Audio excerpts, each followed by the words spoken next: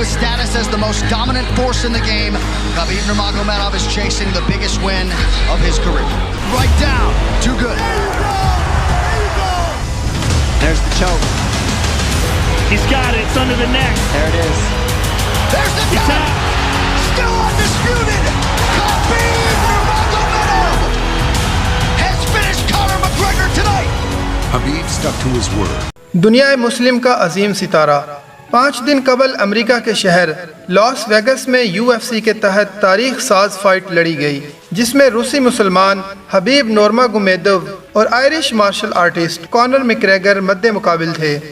یہ تاریخ کا انوکھا مقابلہ تھا۔ کانر کو دنیا کا خطرناک ترین مارشل آرٹسٹ اور ناقابل شکست تصور کیا جاتا تھا، لیکن جتنا اچھا وہ فائٹر ہے اتنا ہی شرپسند اور گالی گلوچ کرنے والا شخص بھی ہے۔ کانر کی جانب سے مسلسل حبیب کے مذہب، اسلام، خاندان اور ذات کو لے کر حقارت آمیز بیانات سامنے آ رہے تھے۔ ایک پریس کانفرنس میں کانر نے حبیب کو شراب کی بوتل دکھا کر کہا، یہ لو پیو، جس پر حبیب نے کہا کہ ہم شراب نہیں پیتے۔ اس پر حبیب کا مذاق اڑایا گیا۔ کانر طاقت کے نشے میں چور تھا۔ وہ حبیب کو کہہ رہا تھا کہ تم میرے سامنے چونٹی سے بھی زیادہ حقیر ہو اور اس فائٹ کے بعد اپنی ہڈیاں سلامت واپس نہیں لے کر جاؤ گے۔ اس کے جواب میں حبیب ایک ہی بات کہتا تھا، الحمدللہ میرے لیے اللہ ہی کافی ہے۔ چند دن قبل جب یہ مقابلہ شروع ہوا تو لاکھوں مداحوں کی دل کی دھڑکنیں رک گئی تھیں اور تمام مسلم دنیا کی نظریں حبیب پر لگی ہوئی تھیں۔ اسلام کا مذاق اڑانے کے بعد یہ مقابلہ کھیل نہیں بلکہ کھیل سے کہیں آگے بڑھ چکا تھا۔ جو لوگ مارشل آرٹ سے ناواقف ہیں انہیں یہ بتاتا چلوں کہ یہ عام باکسنگ سے کہیں زیادہ خطرناک ہے۔ اس میں فری سٹائل ککنگ اور پنچنگ ہوتی ہے اور کچھ اسپیشل مووز اتنی خطرناک ہوتی ہیں کہ کبھی کبھی فائٹرز کی ہڈیاں ٹوٹ جاتی ہیں، اور ایسے میچز بھی ہوئے ہیں جن میں فائٹرز کی موت بھی واقع ہو چکی ہے۔ یہ کھیل بہت خطرناک ہے۔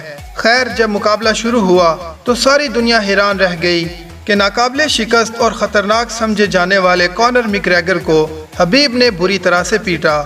چوتھے ہی راؤنڈ میں حبیب نے کانر کی گردن ایسے دبوچی کہ اس نے ٹیپ آؤٹ کر کے ہار تسلیم کر لی۔ مارشل آرٹ کی دنیا کی یہ عظیم فتح ہے، خصوصاً مسلم دنیا کے لیے، کیونکہ ایک مسلمان فائٹر نے ناقابل تسخیر دشمن کا غرور خاک میں ملا دیا۔